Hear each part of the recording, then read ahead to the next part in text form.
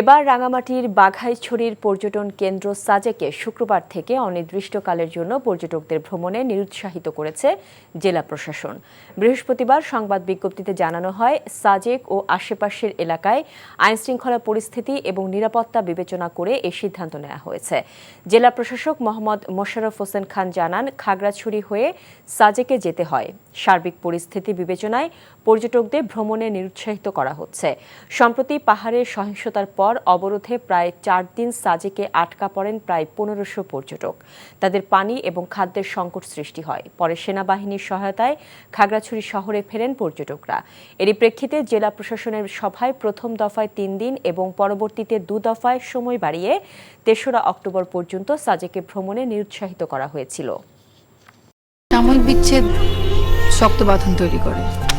মানসিক দৃঢ়তায় আমি লোহা আগুনে পুড়িয়েছি, ভালো কিছু পাবো বলে। তোর মধ্যে কোনো গলত আমার ভুল থাকতে পারে, আমার মধ্যে মিথ্যা নেই। ওরা কি বললো না বললো তাতে কি তোমার এমন রিয়েক্ট করতে হবে? তুমি সব সময় ভালো মানুষ হয়ে থাকতে চাও, তাই না? সবাই ভালো মানুষ। তুমি অযোগ্য। বাসে না কেউ ভালো, ডাকে না কেউ কাছে, তোমায় মনে করার কারণ খুব আছে।